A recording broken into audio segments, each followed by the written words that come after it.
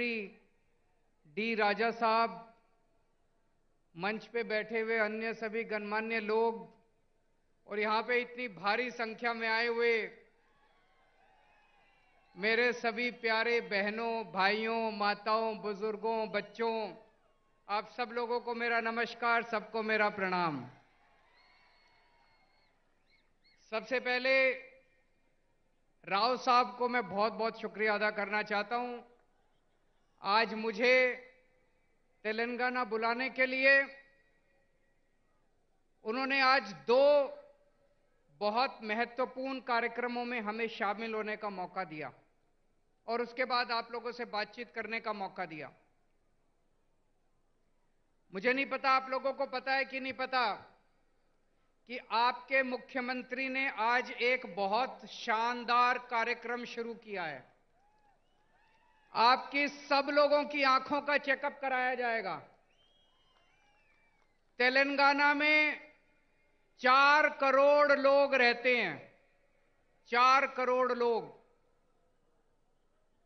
सब लोगों की, बच्चों की, बूढ़ों की, आदमी की, औरत की, इस धर्म की, उस धर्म की, अमीर की, गरीब की, सब लोगों की आंखों का चेकअप केसीआर साहब मुफ्त में कराने जा रहे हैं।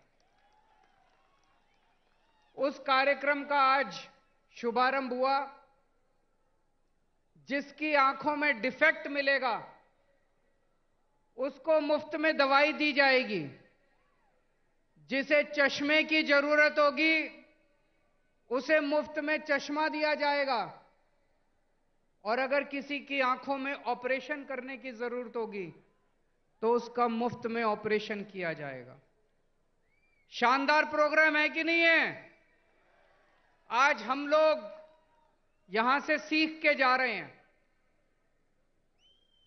मैंने और हम सभी लोगों ने ये सारा कार्यक्रम देखा, इनके डॉक्टर से मिले, इनके ऑफिसर से मिले। जितने ही शानदार तरीके से उसका आयोजन किया जा रहा है, प्लानिंग की गई है, बहुत शानदार है। मैं जाके इस पूरे कार्यक्रम को दिल्ली में भी लागू करूंगा। और अभी अभी भगवंत साहब मान साहब ने ऐलान किया कि इस पूरे कार्यक्रम को पंजाब में भी लागू किया जाएगा। फिर केसीआर साहब ने हमें ये बिल्डिंग दिखाई। तेलंगाना में 33 जिले हैं, 33 डिस्ट्रिक्ट्स। उसमें से 17 डिस्ट्रिक्ट्स में उन्होंने बताया कि डिस्ट्रिक्ट इंटीग्रेटेड ऑफिशियल कॉम्प्लेक्स बन चुका है। मतलब ये इस बिल्डिंग में जिले के लेवल के सारे ऑफिसेज हैं। कलेक्टर भी यही है, सिंचाई विभाग भी यही है, तहसीलदार भी है। सारे विभाग इसी बिल्डिंग के अंदर हैं ताकि अगर कोई नागरिक आए तो उसे जगह जगह धक्के ना खाने पड़े। सारे काम एक बारी वो यहां पे आए और उसका काम हो जाए। ये भी बहुत अच्छा कॉन्सेप्ट है, इसको भी हम लोग लागू करेंगे। मैं समझता हूं अगर हम अपने देश के अंदर आपस में एक दूसरे से सीखने का प्रयास करें, लड़ने की बजाय, हमें लड़ना नहीं है, हमें सीखना है एक दूसरे से। अगर हम एक दूसरे से सीखने की कोशिश करें तो हमारा देश कहां से कहां पहुंच सकता है, बहुत आगे बढ़ सकता है हमारा देश। दिल्ली में हम लोगों ने मोहल्ला क्लिनिक बनाए। मोहल्ला क्लिनिक में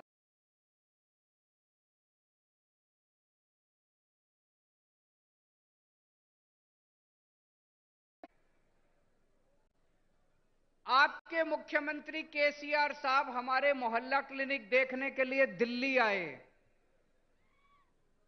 मुझे बहुत अच्छा लगा कि एक मुख्यमंत्री, तेलंगाना के मुख्यमंत्री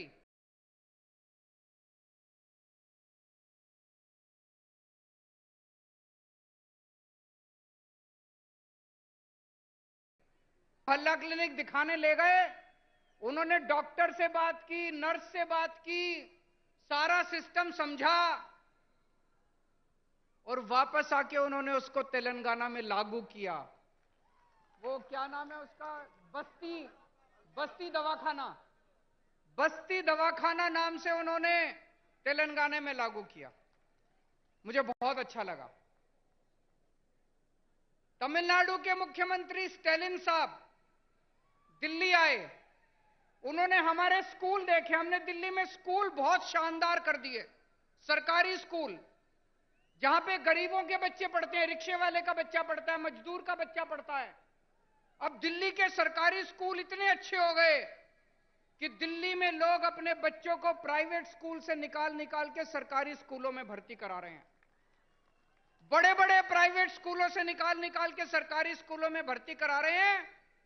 हमारे दिल्ली सरकार के स्कूलों के, दिल्ली के सरकारी स्कूलों के नतीजे 99.7% नतीजे आए हैं पिछले साल, 99.7। तो स्टैलिन साहब हमारे स्कूल देखने के लिए आए, वापस जाके उन्होंने अपने स्कूल ठीक किए और उन्होंने मुझे अपने स्कूल का उद्घाटन करने के लिए बुलाया। दोस्तों, मैं कई बार यह सोचता हूं, हमारे देश को आजाद हुए 75 साल हो गए, 75 साल, फिर भी हमारा देश गरीब क्यों रह गया? फिर भी हमारा देश पिछड़ा क्यों रह गया? हमारे बाद सिंगापुर आजाद हुआ, जापान सेकेंड वर्ल्ड वॉर में तहस नहस हो गया था, जापान हमसे आगे बढ़ गया, सिंगापुर हमसे आगे बढ़ गया, जर्मनी हमसे आगे बढ़ गया। हमारे में क्या कमी रह गई? हम पीछे क्यों रह गए? हम पीछे इसलिए रह गए क्योंकि जैसे भी मान साहब ने बताया, हमारे देश की राजनीति बहुत खराब है, हमारे देश के नेता बहुत खराब हैं। पहली बार इस देश के अंदर एक उम्मीद की किरण जागने लगी है।